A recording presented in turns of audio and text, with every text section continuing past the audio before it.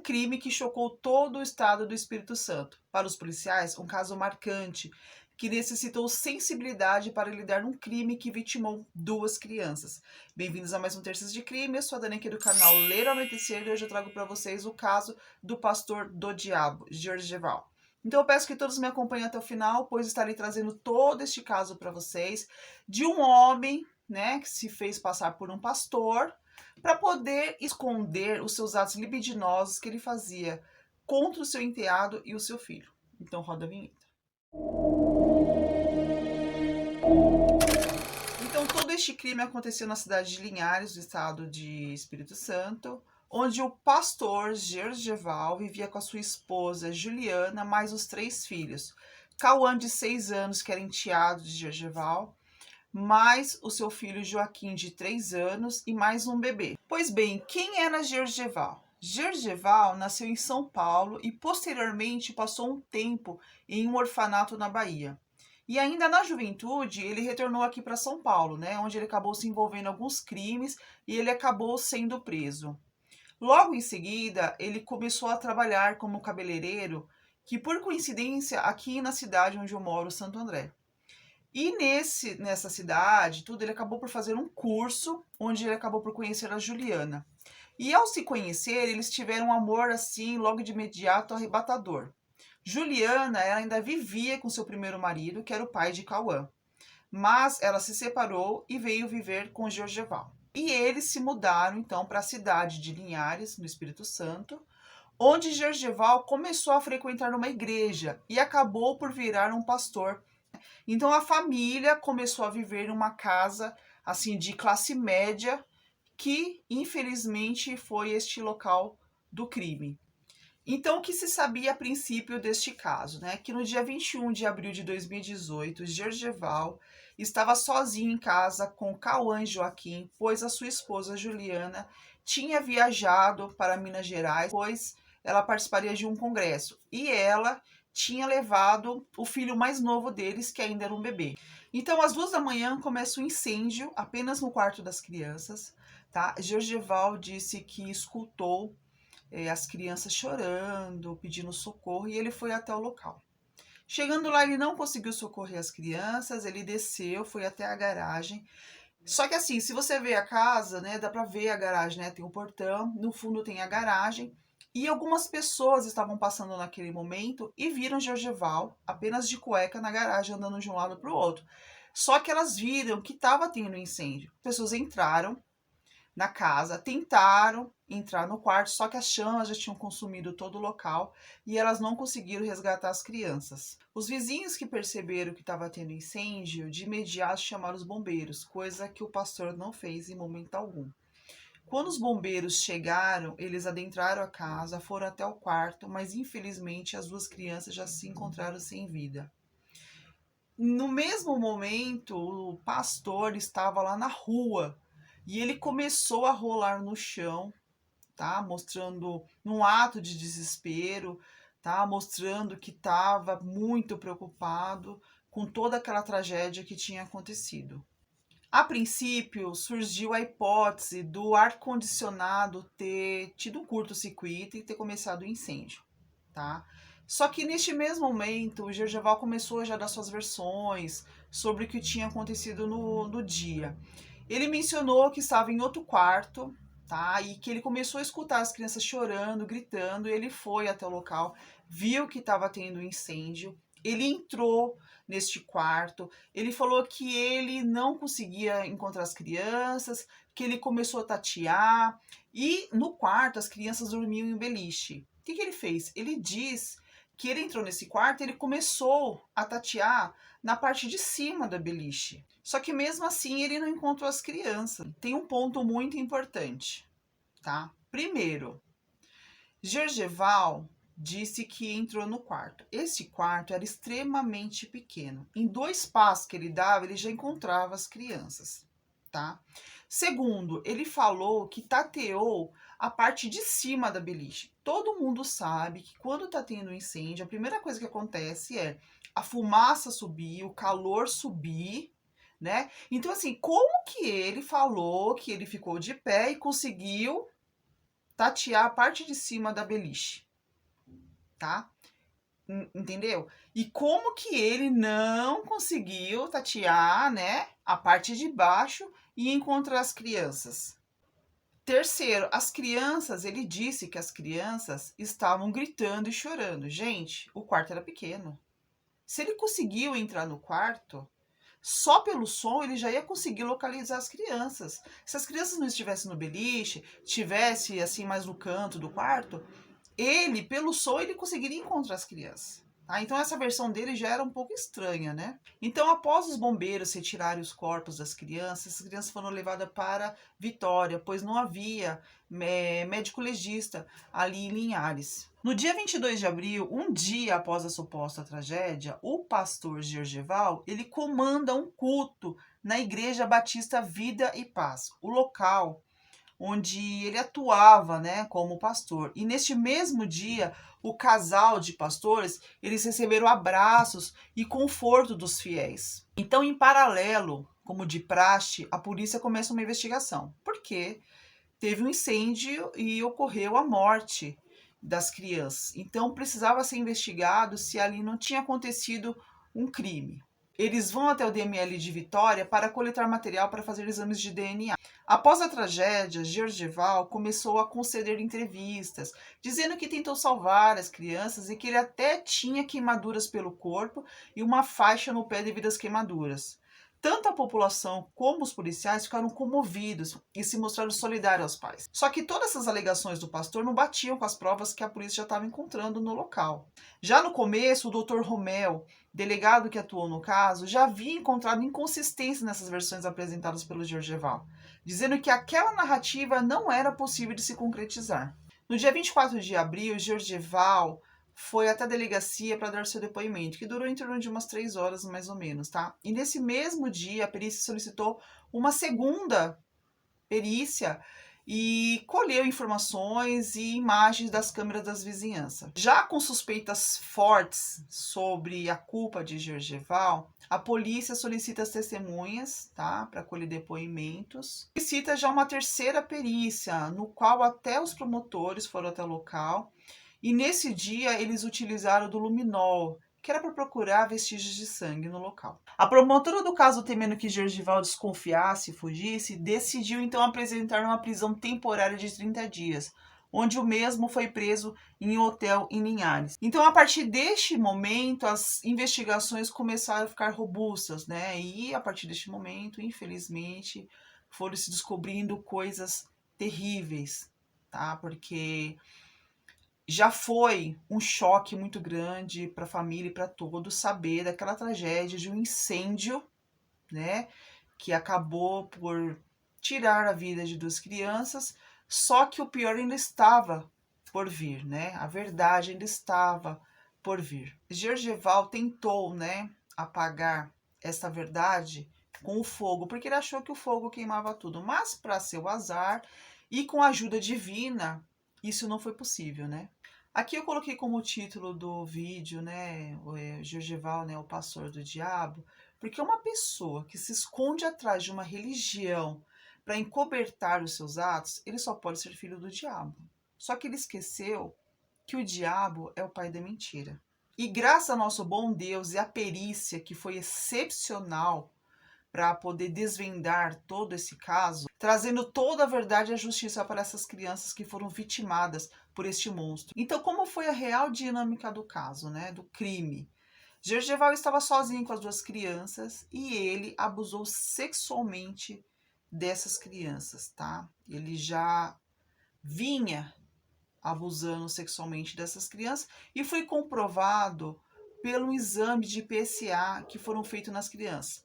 Assim que essas crianças foram retiradas do local, o legista, além de colher várias amostras do corpo, ele fez questão de colher uma amostra da região anal das crianças, tá? Para poder fazer um exame, né? Para poder ver se de fato não tinha algum abuso. E infelizmente ali foi constatado com esse exame de PSA, que é um exame forense que ele identifica essa proteína, que é o PSA, que é característico do líquido seminal, que é produzido apenas pela próstata, comprovando o abuso. Ele encharcou as crianças de gasolina e ateou o fogo. Só que acontece, na hora que ele fez isso, houve uma explosão, tá? Por causa do combustível que ele utilizou. E uma vizinha, né, logo ao lado, ela escutou essa explosão. E ela relatou à polícia. E essa mesma vizinha, ela também relatou que às 2 horas da manhã ela estava escutando choro de criança. Daí o que que ele fez? Ele deu um tempo, esperou assim que o fogo se consumisse, para não dar tempo de socorrer as crianças, para não ter possibilidade de socorrer as crianças. Depois ele desceu e ficou lá na garagem, né, andando de um lado para o outro. Só que ele não contava que ia passar pessoas naquele momento. E essas pessoas, quando viram, tentaram socorrer as crianças, mas como eu mencionei, não dava mais tempo, né? As crianças, infelizmente, já tinham morrido. Só que neste momento ele começou a gritar: pelo amor de Deus, me ajuda, os meus filhos estão dentro de casa, né? Mostrando um ato de desespero. Só que como eu mencionei, em momento algum, Gergeval tentou entrar dentro da casa para socorrer os seus filhos. Na versão dele, ele disse que enquanto ele estava dentro da casa, ele tentou entrar no quarto para ajudar as crianças. Só que essa versão é mentirosa. Porque assim, pelo tanto de fogo que tinha, no mínimo ele teria os pelos chamuscados, a pele queimada, alguma coisa, ele estava intacto. Ele não tinha uma queimadura no corpo dele. E tem outro porém, eles tinham uma babá eletrônica que era assim, que se chegasse a 30 graus, ele emitia um alarme. Então assim, se fosse verdade isso desse acidente, desse incêndio, que fosse no ar-condicionado, assim que começasse o incêndio, essa babá, quando atingisse 30 graus, ela emitiria um alerta e Jorgeval iria correndo lá no quarto e teria tido tempo de salvar as crianças. E não aconteceu isso. Eu mencionei antes também que teve a hipótese do ar-condicionado ter pego fogo, ter entrado curto-circuito e ter ocasionado esse incêndio. Só que assim, se isso fosse verdade, primeiro que a perícia ela consegue distinguir de um incêndio acidental e de um incêndio criminal. Se fosse verdade, um incêndio que ele começa numa parte elétrica, ele começa devagar. Então ele ia queimar devagar e daria tempo de salvar as crianças. Só que não. Como teve o uso do combustível, que é um acelerador, já houve aquela explosão e logo já o fogo se alastrou pelo quarto. E para piorar a situação dele, como eu mencionei, né? Ele achou que o fogo queimava tudo, né? Ele deixou o galão de gasolina para comprovar que tinha o galão lá, né? Que ele tinha sido um incêndio criminal. Só que mesmo assim, o perito, o que, que ele fez? Ele coletou as amostras, né, no corpo das crianças e foi identificado que tinha gasolina, infelizmente, no corpo dessas crianças. Eu já falei para vocês num vídeo que eu fiz anterior do caso Rian Michael que as pessoas acham que é muito fácil queimar uma pessoa, né? Gergeval também achou que seria muito fácil queimar as crianças, né? E fazer aquele todo teatro que ele fez, né? De vítima, de coitado, de pai que perdeu os filhos, para encobrir, né? Todo aquele ato horrível que ele fez com as crianças, né? Então, como que as crianças foram encontradas, tá? Ambas estavam deitadas lado a lado, uma com a cabecinha para um lado, a outra com a cabecinha para o outro lado. Ai, gente, me deu até arrepio.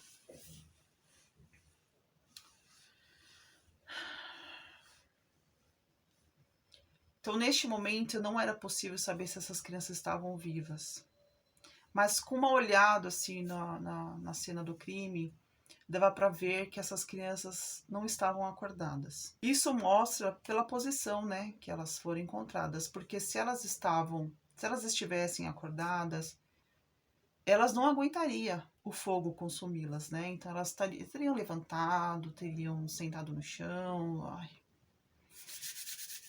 teriam agachado, teriam feito alguma coisa, teriam gritado, pedindo socorro, né? E elas não fizeram isso, né? Elas estavam deitadas, dormindo. Então aquela versão do pastor de que as crianças estavam gritando, chorando, era mentirosa, tá? Isso foi comprovado pelo jeito que essas crianças foram encontradas. Foi encontrado fuligem nas traqueias, né, das crianças, e também foi encontrado monóxido de carbono no sangue. Porém, foi encontrada uma quantidade pequena de monóxido de carbono. Isso significa que elas inalaram pouco tempo, tá? Aquela fumaça, e já vieram a falecer, né? Então, elas não ficaram muito tempo vivas, respirando aquele monóxido. O legista também conseguiu encontrar uma fratura no crânio de uma das crianças. Então, além dele abusar, né, o quanto ele quis daquelas crianças porque elas estavam sozinhas, ele também agrediu fisicamente aquelas crianças, tá? Porque elas estavam inconscientes, como eu mencionei, elas estavam deitadas, elas estavam como se elas estivessem dormindo, só que elas estavam vivas, tá? Então, tudo isso indica que sim, que ele tinha batido, porque não foi encontrado nenhuma outra substância no sangue das crianças, tá? Então, levando à conclusão que sim, de fato, ele agrediu, levando à inconsciência das crianças. A perícia também encontrou sangue pela casa, tá? Então tinha sangue no banheiro, tinha sangue pelas paredes dos quartos, tá? E isso mostra, sim, que esse sangue também poderia ser vindo das agressões físicas ou até mesmo das agressões sexuais. A mãe mencionou que, de acordo com as investigações estavam indo, ela achava sim que o marido seria preso. Então, no dia 3 de maio, a pastora Juliana vai acompanhada de sua advogada para prestar um depoimento. A advogada de Gergeval menciona que não vai pedir para a justiça liberar ele para ir ao enterro, né? Também seria muita cara de pau, né? Só que, infelizmente, até que era possível ele solicitar isso, porque até hoje ele alega que ele é inocente, né? Depois de todas essas provas, de tudo isso, ele ainda se diz inocente. Então a polícia solicitou mais 30 dias, né? Ela prorrogou a prisão dele por mais 30 dias, porque a partir deste momento, né, com todas as provas coletadas, tá? A polícia já viu que sim, de fato, tinha havido um crime, então Gergeval já seria investigado por homicídio. No dia 20 de junho, Juliana tem sua prisão preventiva decretada e ela é presa, tá? E a Juliana havia sido denunciada pela promotoria pelos mesmos crimes que Gergeval, só que de uma forma omissiva. Só que a justiça, ela entende que a Juliana não teve uma participação, tá? Então ela foi despronunciada do crime. A primeira Câmara Criminal do Tribunal de Justiça do Espírito Santo, ela negou, né, o recurso de defesa de Gergeval Alves e confirmou que ele será levado a júri popular, tá? Ele ainda não foi julgado, tá? Ele ainda será julgado.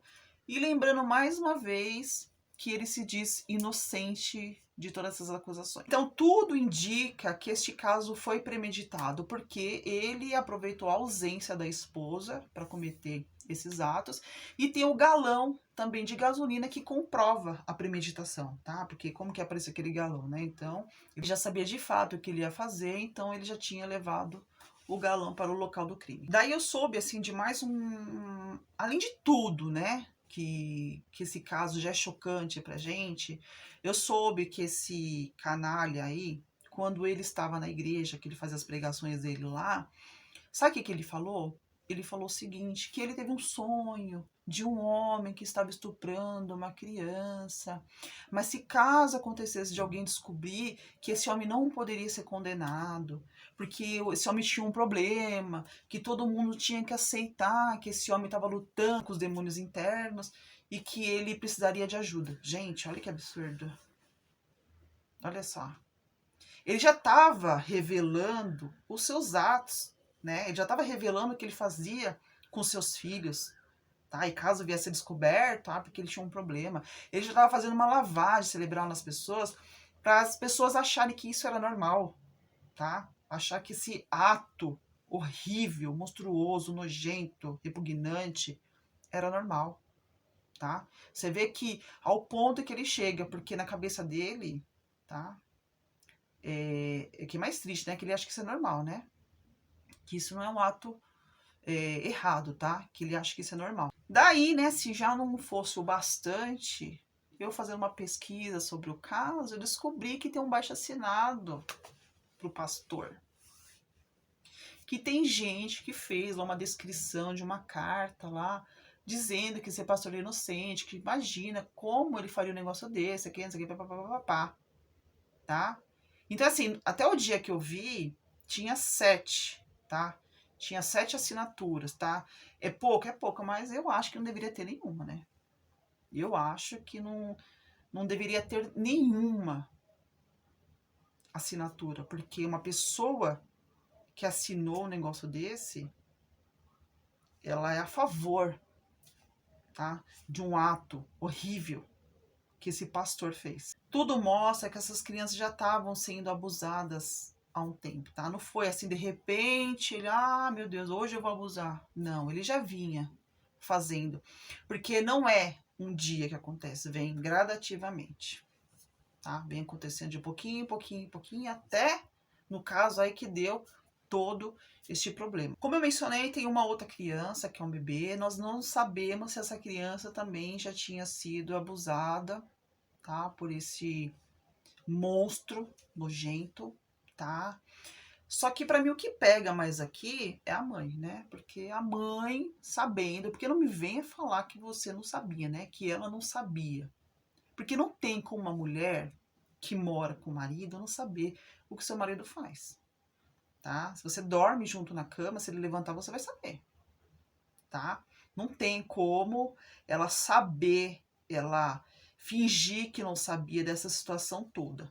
Primeiro, então vamos supor que eles tinham uma vida conjugal saudável, tá? Onde ela não desconfiasse de nada, que ele fizesse tudo muito bem escondido e que ela não conseguisse descobrir o que ele estava fazendo. Só que, como eu já falei para vocês, as crianças dão sinais. Algum tipo de sinal essas crianças dariam para ela. Se a criança é extrovertida, ela ia ficar introvertida. Ou se essa criança já era quietinha, ela ia ficar arisca, ela ia ficar já mais raivosa, tá? Mais agressiva. Alguma coisa você ia perceber que estaria acontecendo com essas crianças. Não me venha falar aqui que não, porque é mentira, tá?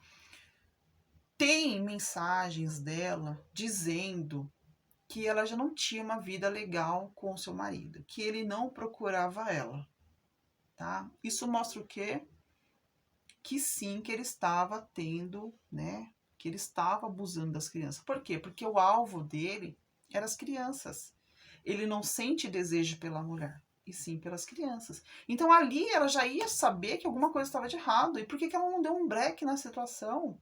Para quê? Para dizer que ela tem um marido? Todo homem que abusa de uma criança dentro de casa, a mulher sabe. A não ser que foi a primeira vez e ela já pôs um ponto final. Mas uma criança que vem sendo molestada, a mãe sabe sim. Não vem falar que não, porque sabe, tá? Então ali ela já colocaria um ponto final nessa situação, tá? Ela já não continuaria esse relacionamento. E ela não fez isso.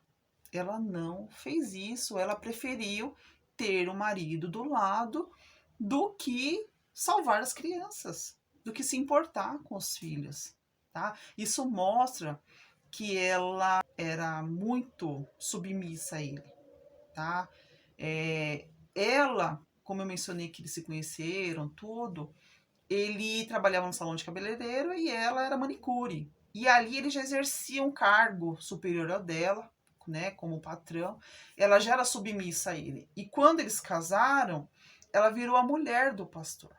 Então ela vivia também, de novo, submissa. Lógico, não é porque você vive numa posição dessa que você precisa ser submissa ao seu marido. Mas no caso dela, ela era, tá? E ela tinha uma dependência emocional patológica, tá? É aquela pessoa que é doente, que ela necessita, que ela não consegue, tá? Se separar dessa pessoa, igual aquelas mulheres que apanham e não conseguem se separar. Por quê? Porque tem uma dependência emocional, tá?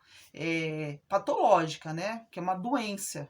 Não consegue se livrar do seu agressor, daquela pessoa que te faz mal. E daí tem outro porém, né? Porque além de tudo isso, ela nunca questionou o marido, tá? Mesmo depois das alegações que ele era culpado, ela nunca questionou, tá? Ela continuou dormindo ao seu lado. Surge muito questionamento sobre pedofilia. E nesses casos desses homens, como eu mencionei, eles procuram um alvo específico, tá? Eles vão procurar mulheres que já tenham filhos, que são sozinhas, porque o interesse dele não é a mulher e sim a criança, tá? Geralmente pessoas, né, que têm essas preferências, elas vão atuar onde tem crianças, tá? Então, escola de futebol, escola de natação, no parquinho onde tem criança. Então, assim, a mãe, as pessoas que estão perto, elas têm que prestar atenção no que está acontecendo com o seu filho. Não fechar os olhos, tá? Ah, achar não vai acontecer, porque vai acontecer e pode acontecer. Entendeu? Prestar atenção nos sinais que as crianças dão. Já falei também no outro vídeo aqui do livro A Cultura do Estupro, tá? Abuso. Não dar nomes para as partes íntimas das crianças, porque caso venha acontecer alguma coisa, a criança relata e você entende o que está acontecendo, tá? Então, assim, preste bem atenção no que está acontecendo com seu filho. Pode acontecer em casa? Dentro de casa? Sim. Pode ser fora? Pode. E você tem que estar alerta. No caso dela, ela dava banho nas crianças. Ela já tinha visto, tá? Essas agressões, esses abusos com as crianças e ela não fez nada, tá? Então, pra mim, ele é ruim porque ele fez tudo isso? É. Ele é um monstro? Ele é. Mas pra mim, ela ainda se torna pior do que ele, porque ela sabia e deixou acontecer, tá? Ela não finalizou, não denunciou, ela só foi descoberto porque ele mesmo, né, cometeu o crime de colocar um incêndio e acabar por todo mundo descobrir os seus atos, tá? Daí surge todo o questionamento sobre pedofilia, tá? Pedofilia não é crime. Como assim, Daniela? Pedofilia não é crime? Você tá louca? Vai falar um negócio desse? Não, gente, eu não tô louca. Pedofilia não é crime. Pedofilia é um transtorno sexual. É como se fosse uma doença mental, tá? A pessoa que sofre de pedofilia, ela, como eu disse, ela sofre, tá? Então, assim, essas pessoas fazem tratamentos, tá? Para tentar conter esse desejo que elas têm, tá? Elas, por diversas vezes, muitos procuram psicólogo, psiquiatras, muitos acabam por cometer suicídio porque não conseguem viver com aquela situação, porque eles têm consciência, sim, que este ato não é correto, tá? Que gostar de criança não é correto, tá? Então, assim, a não ser que, para ele ser considerado um criminoso, para a pedofilia ser considerada criminosa, ele tem que cometer um ato criminoso, que seria o estupro de vulnerável. Aí sim, isso é crime. Pedofilia é uma doença, é uma parafilia. E o estupro de vulnerável, sim, é o crime cometido, ok? Pedofilia são pessoas que gostam de crianças até 13 anos, mais ou menos, tá? É antes da puberdade. E para ser também considerado pedófilo, tem que ter uma distância de 5 anos entre a criança e o pedófilo. Se essa pessoa que tem essa parafilia e ela externar a sua pedofilia, aí sim ela está cometendo crime, tá? Então, cometer crime é ter pornografia em casa, no celular, compartilhar essas pornografias. Um crime contra a criança não precisa ter penetração. Só o fato de você beijar, encostar, lamber, se esfregar, tudo isso já é caracterizado, tá? Como um estupro, um abuso. Então, lembrando, se a pessoa que tem essa parafilia e ela não cometeu um ato, ela não externou, ela não está cometendo um crime. Ela tem essa doença e está ali com ela, igual aquela pessoa que tem a compulsão por roubar. Se ela tem a compulsão, mas ela não rouba, ela não cometeu um crime. A partir do momento que ela rouba, aí sim ela cometeu um crime e tem que ser condenada, o que for. A mesma coisa quem é pedófilo. Então, assim, fica todo mundo falando, ai, pedófilo na cadeia, papapá. E não é correto, gente. Por quê? Porque, assim, a grande maioria de abusadores de crianças não são pedófilos. E a grande maioria de pedófilos não abusam de criança, tá? Então, assim, não seria correto, porque, assim, qual seria o correto de uma pessoa abusadora que cometeu um crime de vulnerável? Ela ser presa na cadeia comum. A pessoa que tem pedofilia, ela externa essa pedofilia, ela vai para aqueles manicômios judiciário, tá? É hospital de custódia, porque ela tem que ser tratada, ela tem uma doença. Se ela for solta, ela vai cometer de novo, porque ela gosta da criança. Vocês estão entendendo? Tá? Então, assim, aquela pessoa que cometeu um abuso, que não é pedófilo, ele tem que ser preso na cadeia e cumprir a sua pena. Não é também correto colocar ele no manicômio, porque também não é fácil quem tá no manicômio, não que ele não mereça, tá?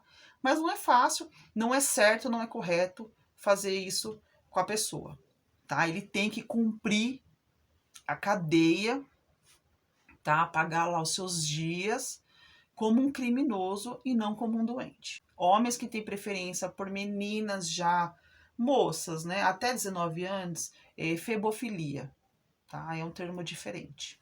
É uma parafilia também, mas é um termo diferente. Só que o pessoal, né, mistura tudo na pedofilia. Então é isso, pessoal. Hoje foi o caso do pastor do diabo, tá? Eu espero que ele pegue uma pena alta, ok? Mesmo sabendo que no Brasil você pode pegar 1000 anos, que no máximo você vai cumprir 40 anos, e desses 40 anos você vai ter uma progressão, tá? Então, infelizmente, ele não vai cumprir os 40 anos.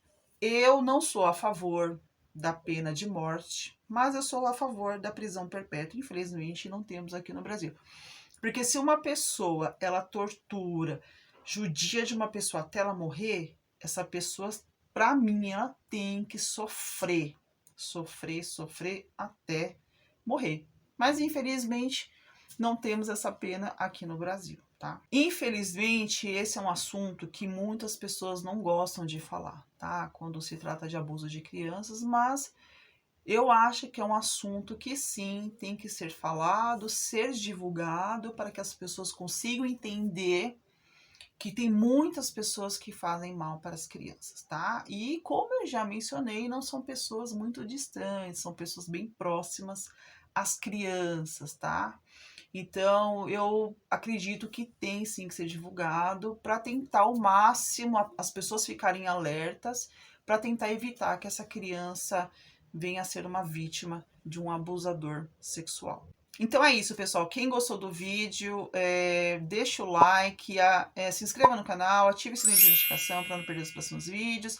Deixa aqui nos comentários o que vocês acharam desse caso.